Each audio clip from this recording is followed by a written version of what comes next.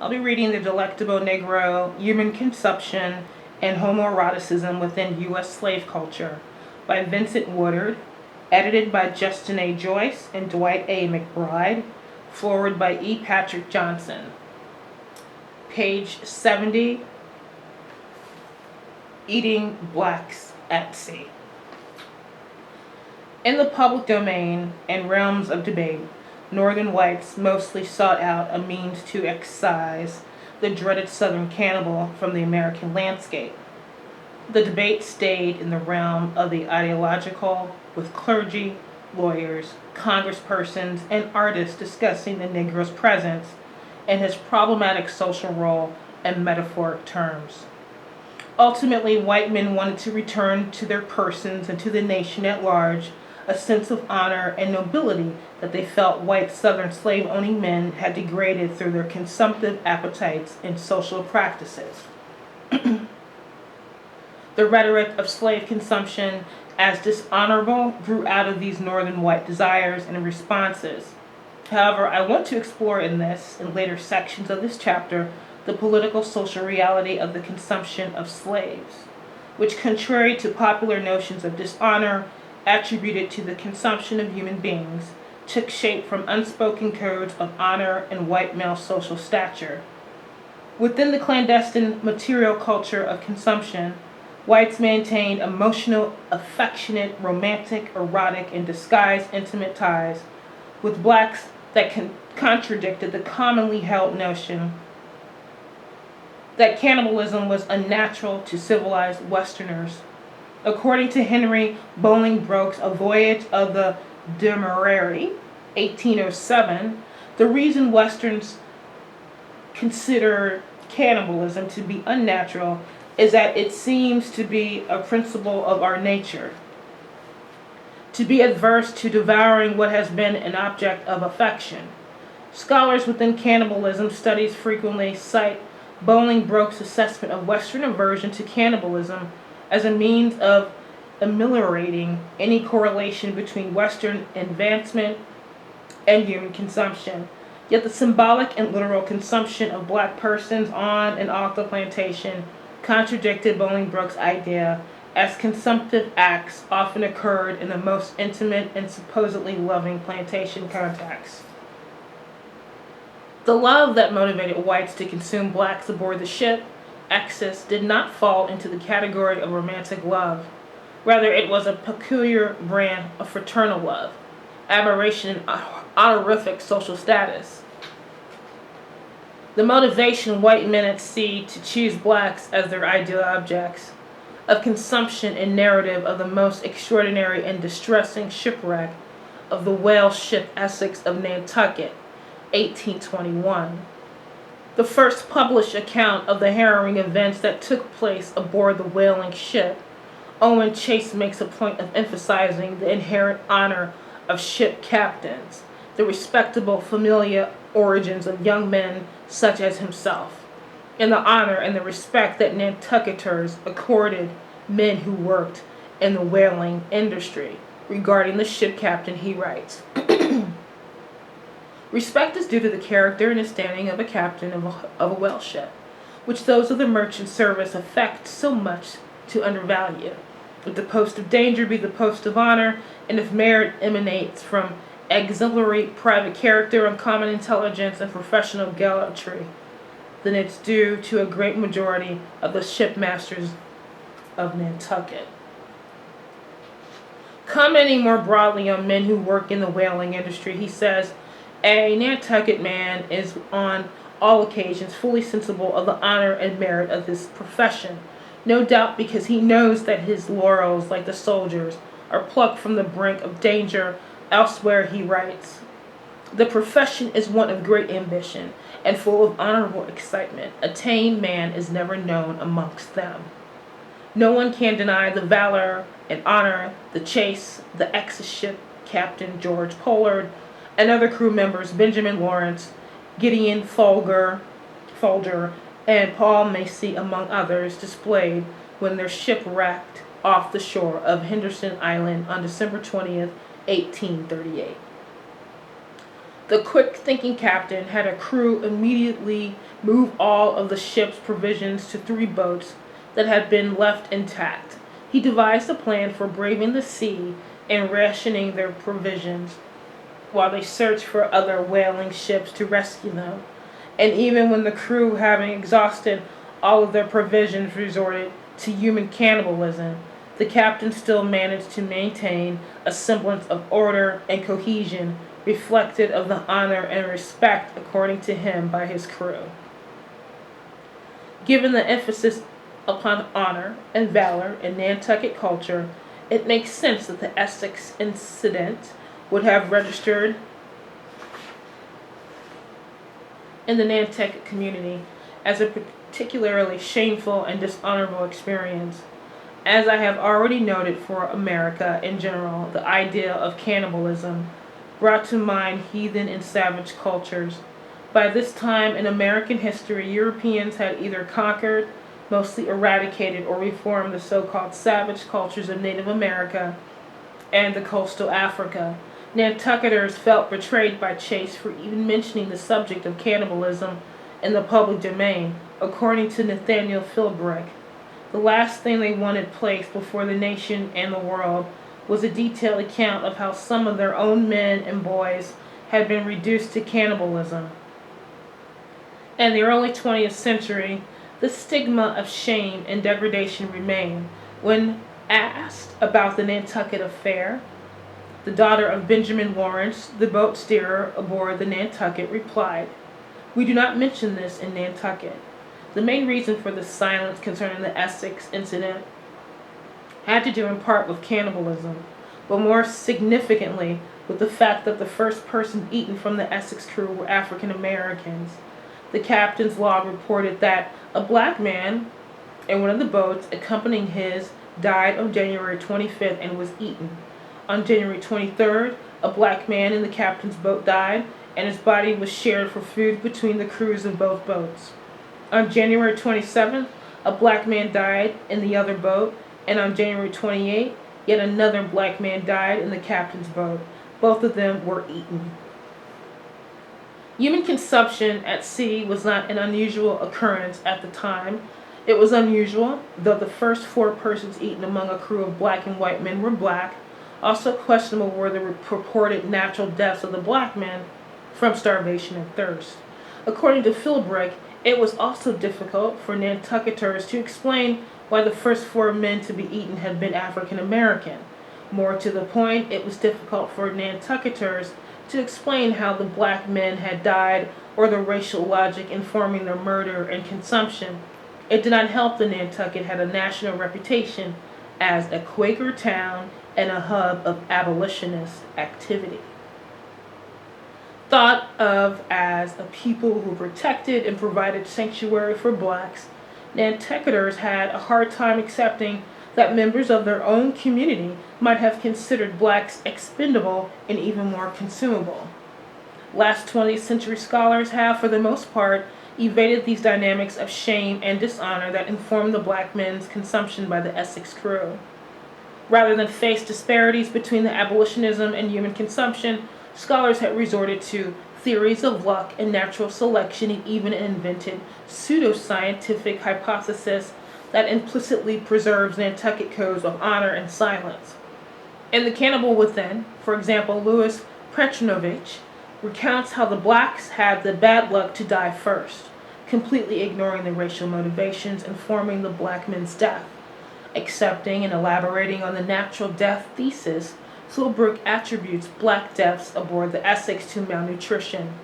He writes it was likely that the African Americans had suffered from an inferior diet prior to the sinking. He adds to this hypothesis a late 20th century scientific study that claims that American blacks tend to have less body fat than their Caucasian counterparts. Once a starving body exhausts its reserves of fat, it begins consuming muscle, a process that soon results in the deterioration of the internal organs and eventually death. In the final estimation, even Philbrick has to acknowledge the realities of racism and slavery ideology when considering the consumption of the black men. Setting aside his racially prejudiced pseudo-scientific hypothesis, Philbrick admits, since there would be no black survivors to contradict the testimonies of the whites, the possibilities exist that the Nantucketers took a far more active role in ensuring their own survival than has been otherwise suggested. Certainly, the statistics raise suspicion of the first 4 sailors to be eaten all were black. Short of murdering the black crew members, the Nantucketers could have refused to share meat with them. Fortunately, we have the recorded observations of William Comstock. Comstock came closest to revealing the hidden racial reality behind the consumption of black males in the 19th century. Comstock revealed that almost Nantucket stood as a stronghold of abolitionism. The community at large still maintained ideas of blacks as lacking humanity and has been suited to the roles of slaves and servants to white masters. These were some of the secret and unspoken thoughts that Nantucketers were unwilling to voice, for they revealed a world in which, contrary to popular rhetoric, the consumption and degradation of black men did in fact ennoble and ratify white masculinity. According to Comstock, the fact that Nantucket was an abolitionist stronghold and a largely Quaker culture did not prevent ship captains and crews from treating blacks like beasts of burden. He writes in A Voyage to the Pacific, descriptive of the customs, usage, and sufferings aboard of Nantucket whale ships, an African is treated like a brute by the officers of their ship. Blacks were treated so badly that the Comstock advised them to avoid Nantucket altogether. Should these pages fall in the hands of any of my colored brethren, let me advise them to fly Nantucket as they would the Norway maelstrom. An 1807 visitor to the Nantucket, agreeing with Comstock, wrote, "The Negroes, though they are to be prized for their habits of obedience, are not as intelligent as the Indians, and none of them attain the rank of boat steerer and mate." These comments about the community of Nantucket reflect within a broader culture context how European colonizers typically regarded noble Indian savages as brutish African types. Elsewhere in the nation during this time period, whites used the same logic to justify slavery and the general denigration of black persons in 19th century American culture. As for the Nantucket was concerned, Nantucket ship captains had a reputation for being Negro drivers, and Nantucketers themselves referred to the vessel that delivered potential black ship hands from New York City as the slaver. Comstock offers a different perspective on Nantucketers' feelings of shame, dishonor, helping us see how the consumption of the black men informed unspoken white male codes of honor. For the white men aboard the Essex, issues of ground, group, honor, and masculine respectability informed their choice to kill and eat a black person before they would do so to one of their own. Such an act reinforced the black male's socially expendable status, his exclusion from white male honor and fraternity, his exoticization, and his brutishness, which whites linked to his supposedly inferior African ancestry. To have a chosen white man for consumption over a black man would have violated these codes of black dehumanization that implicitly inform white honor, white male honor, and fraternity aboard the Essex.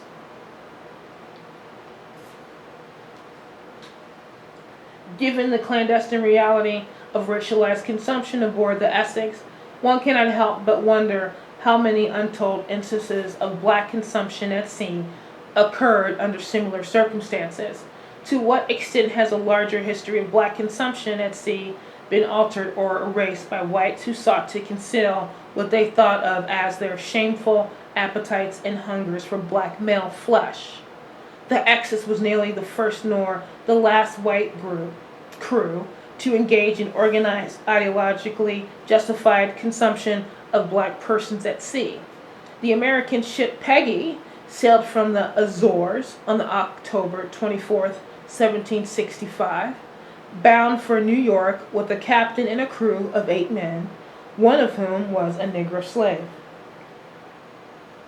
Only 5 days into their journey, the crew of Peggy encountered a severe and disabling thunderstorm that lasted for weeks. The crew rationed all their food and water.